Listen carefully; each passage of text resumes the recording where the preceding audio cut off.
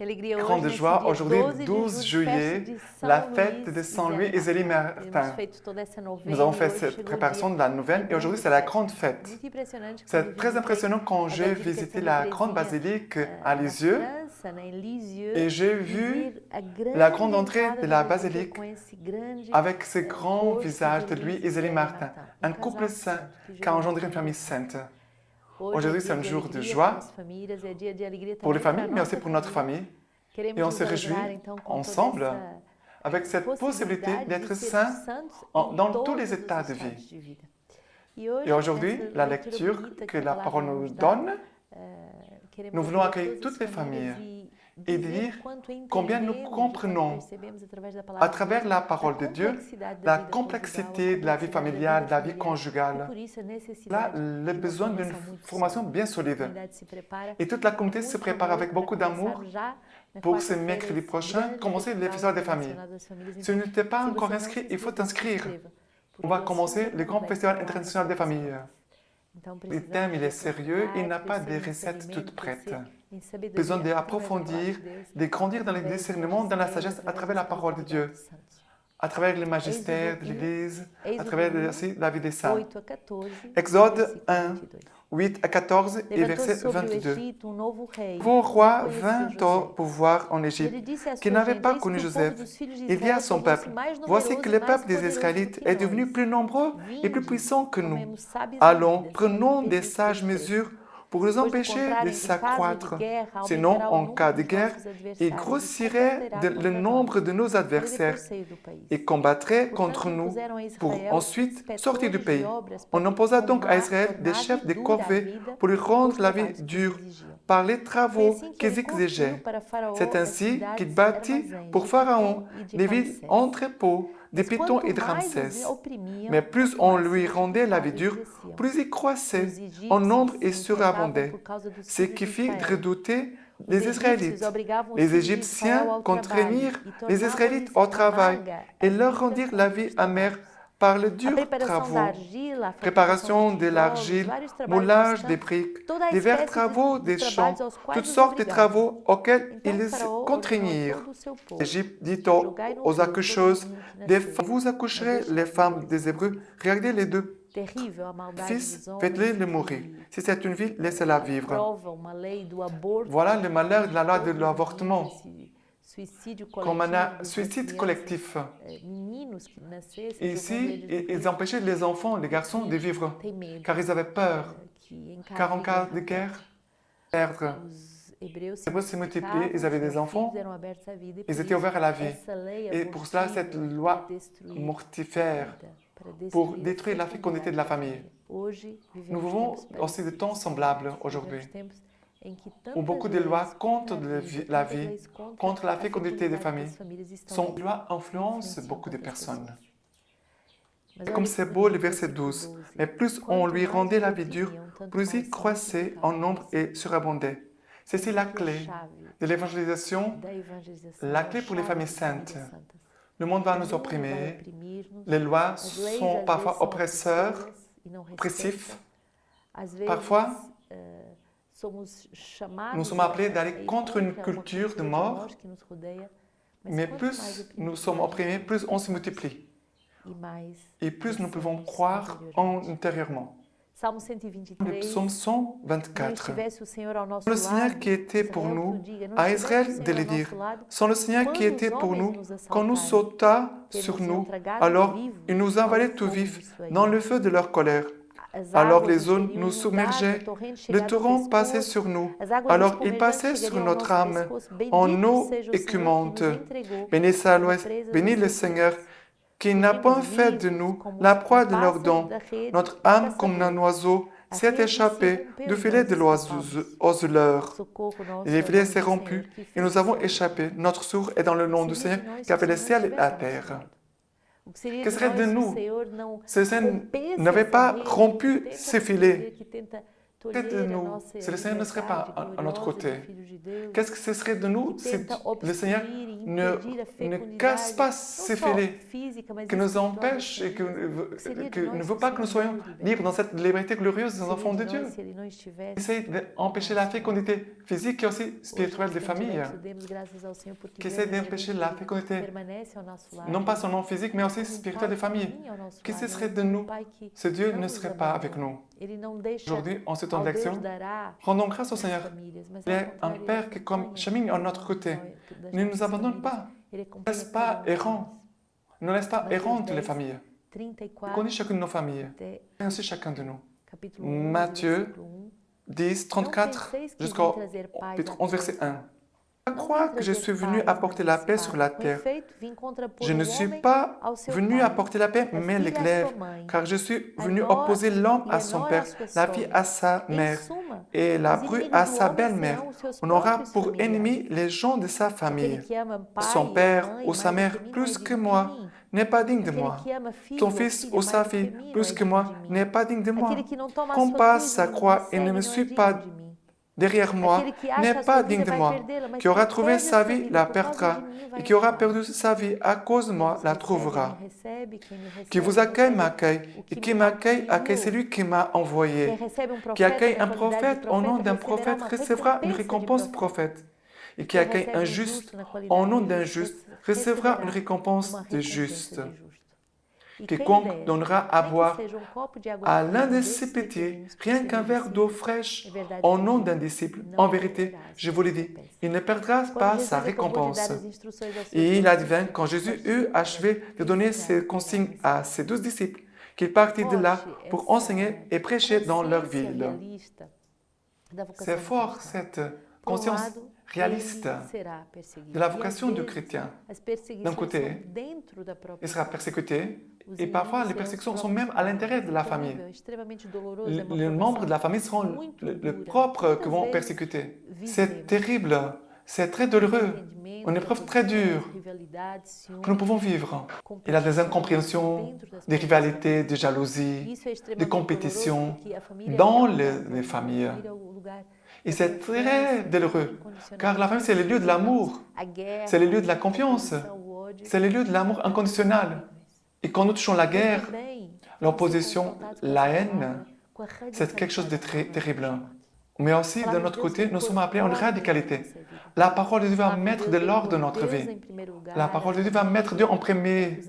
Dieu en premier, après la famille, les amis, le travail. Mais la parole de Dieu met en ordre. Parfois, on peut mélanger tout, les priorités. Ce n'est pas ton époux, ton épouse, tes enfants, tes parents qui doit être ton Dieu. Dieu est Dieu. C'est lui le premier de ta vie. Dieu, c'est ton Seigneur. Dieu doit être ton unique. Et si tu aimes Dieu au-delà de toutes choses, tu vas être capable d'aimer aussi tous les autres. Tu vas apprendre à porter aussi ta croix chaque jour et à ne pas renoncer à ce que Dieu te demande, comme croix intérieure. Accueillir l'autre dans la communauté comme prophète va nous donner la grâce de recevoir des récompenses comme prophète. Regarder autour de moi avec un regard nouveau, avec un regard des disciples missionnaires, et de voir tous portent le semence du Verbe, qui ont quelque chose à nous apprendre, qui va nous donner un cœur vierge, capable de recevoir beaucoup de récompenses des prophètes. Jésus rassemble les siens, il forme les siens, et après, il les envoie en mission. Le festival des familles, c'est cela. On est réunis, formés, pour pouvoir sortir dans le monde entier, pour annoncer la parole de Dieu. Afrique, Europe, Amérique, Asie, Brésil, Amérique latine, Amérique du Nord, Océanie, le monde entier attend des familles saintes, capables d'annoncer l'Évangile. Aujourd'hui, nous célébrons Saint Louis et Sainte Zélie Martin, les parents de la petite Thérèse, le premier couple qui a été canonisé ensemble dans l'histoire de l'Église. Et c'est quelque chose de très important. Pendant la messe de canonisation, le pape François, le 18 octobre, a dit Les saints époux ont vécu les services chrétiens en famille, construisant jour après jour une atmosphère pleine de foi et d'amour. Et dans cette atmosphère ont germé les vocations de leurs filles, notamment celle de Sainte Thérèse d'Enfant Jésus, a déclaré le pape François.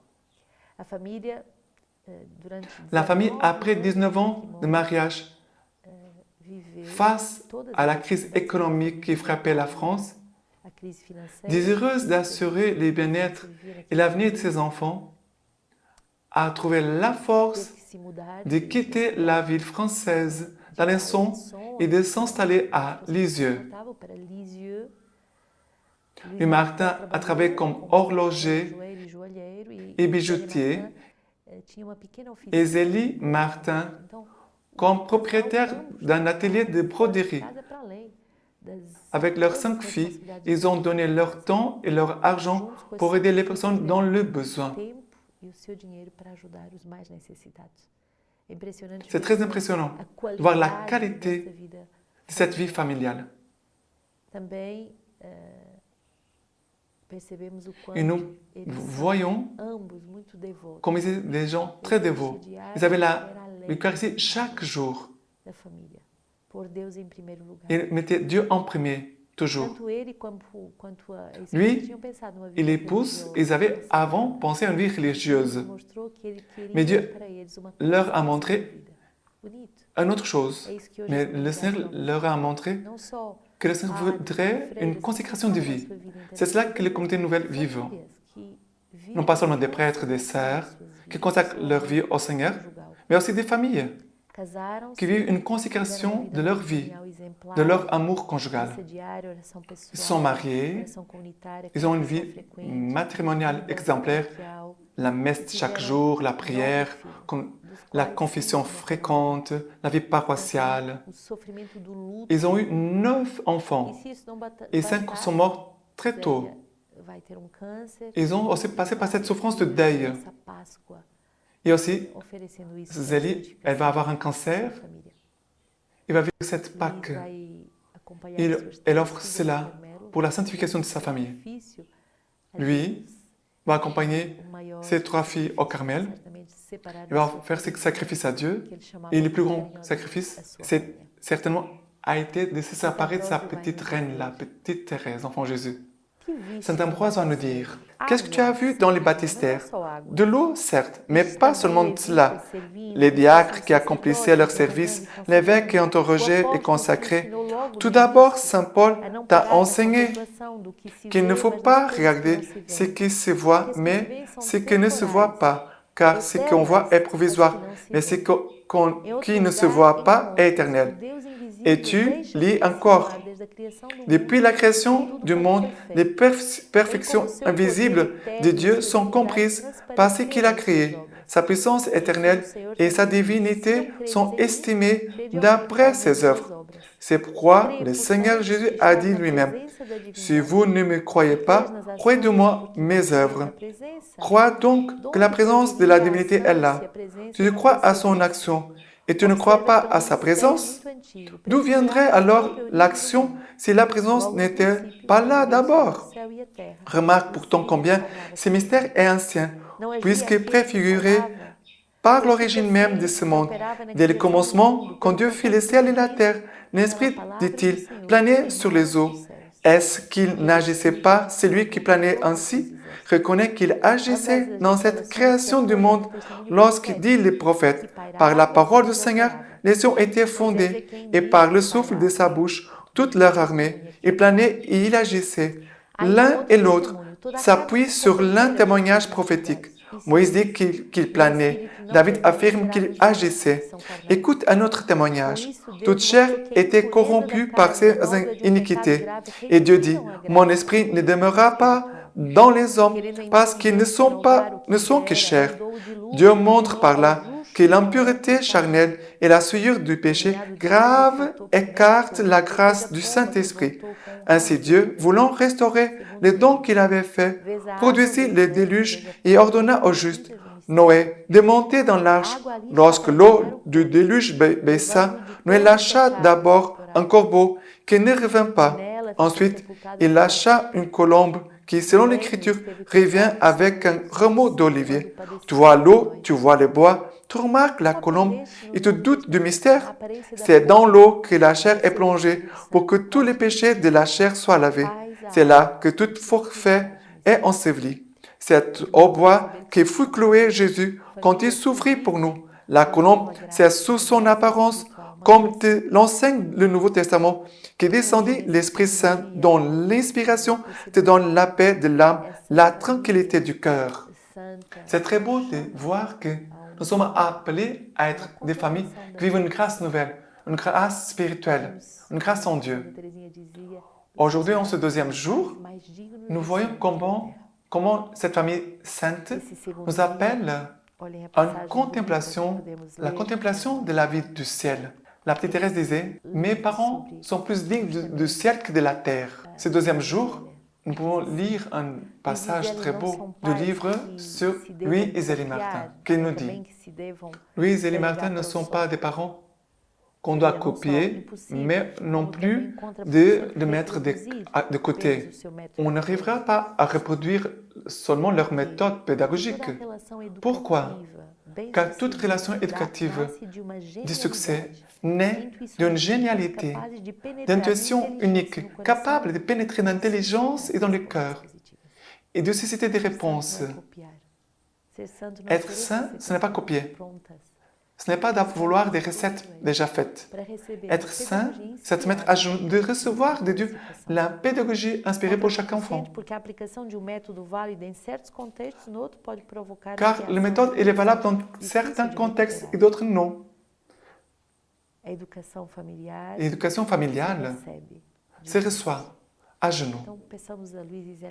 Demandons à Louis et Zélie Martin cette profondeur pour chacun des parents, des grands-parents, des éducateurs, mais aussi des enfants, pour que toute la famille à genoux puisse prier et puisse demander cette grande grâce. Aujourd'hui, à Maurice Laetitia, je vais vous lire les numéros 51 et 52. Quand nous n'avons pas de famille sainte, quand nous n'avons pas de famille qui prie, quand nous n'avons pas de famille pour se mettre à genoux pour chercher la grâce, qu'est-ce que cela va produire? Aujourd'hui, le monde vit beaucoup de dégâts qui font souffrir beaucoup de familles et non rarement peuvent les détruire. La toxicomanie est aussi a été mentionnée comme une des plaies de notre époque. La toxicomanie, l'alcoolisme, le jeu et beaucoup d'autres choses, dépendance. La famille pourrait être un lieu de prévention et de protection, mais la société et la politique tardent à se rendre compte qu'une famille en péril perd la capacité de réaction pour aider ses membres. Notons les graves conséquences de cette rupture dans les familles brisées, les enfants déracinés, les personnes âgées abandonnées, les enfants orphelins alors que leurs parents sont vivants, les adolescents et les jeunes désorientés et sans protection. Comme l'ont dit les évêques du Mexique, il y a des tristes situations de violence familiale qui constituent le terreau de nouvelles formes d'agressivité sociale. Parce que les relations familiales aussi expliquent la prédisposition d'une personne violente. On doit faire attention, parce que c'est en famille qu'on va former les citoyens. Les familles qui influent pour cela sont celles qui ont une communication déficiente. Dans celles où les attitudes défensives prédominent, où leurs membres ne se soutiennent pas entre eux. Dans celles où il n'y a pas des activités familiales qui favorisent la participation. C'est pour cela que le Festival des familles a été reçu comme un grand don par la communauté Silence du Verbe. C'est une école pour apprendre à travailler ensemble l'amour, à partager ensemble.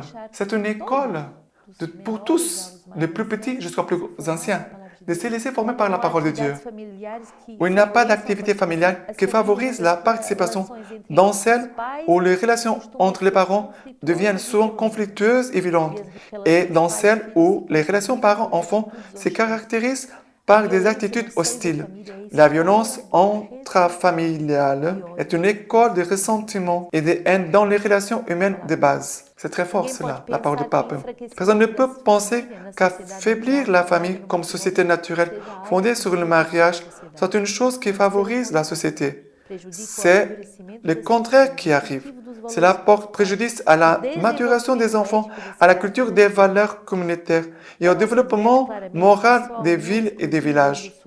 On ne se rend plus clairement compte que seule l'union exclusive et indissoluble entre un homme et une femme remplit une fonction sociale pleine, de fait qu'elle est un engagement stable et permet la fécondité. Nous devons reconnaître la grande variété des situations familiales qui peuvent offrir une certaine protection, mais les unions de fait ou entre personnes du même sexe, par exemple, ne peuvent pas être placidement comparées au mariage. Aucune union précaire ou excluant la procréation n'assure l'avenir de la société, mais qui s'occupe aujourd'hui de soutenir les familles et les aider à surmonter les dangers que les menacent, de les accompagner dans leur rôle éducatif, d'encourager la stabilité de l'union conjugale. Qui fait cela aujourd'hui? Le festival des familles vous aider à cela. Pour toi et pour tous les membres de ta famille. Que Dieu nous bénisse dans cette course de préparation pour les festivals.